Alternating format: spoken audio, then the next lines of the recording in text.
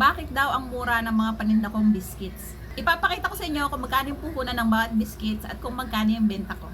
Dito muna tayo sa fudgy bar. Ang puhunan po ng isang plastic na fudgy bar ay 74.80. Ang laman po niyan is 10 piraso. So, i-divide po natin siya sa 10. So, ang puhunan po ng isang fudgy bar ay 7.48. Kung 20% po tayo, ang magiging benta po natin dyan is 8.9 or 9 pesos. Ngayon, ang benta ko dito sa fudgy bar ko is 10 pesos.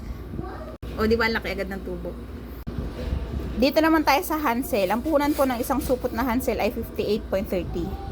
Ngayon, yung mga biscuits po na tinda ko dito, kadalasan 8 pesos po. Katulad po nitong Hansel, itong Combi, itong Kita, Skyflakes, Ribisco, yan po 8 pesos po. Ang pinakamahal lang po na biscuit ko dito sa tindahan is yung Fudgy Bar, 10 pesos po. Na kung tutuusin, ang puhunan po dito sa isang Hansel, kadalasan po ng presyo ng mga biscuit is gano'n, nasa 5.89 po isang piraso. Dito sa amin sa Albay ha, hindi ko naman po sinasabing lahat po ng presyo or lahat ng lugar is gano'n yung presyohan. Pero dito po sa amin sa Albay, ang puhunan po nito is kulang po sa 6 pesos. So, pag binenta mo po siya ng 8 pesos, sobra ka na po sa 20%.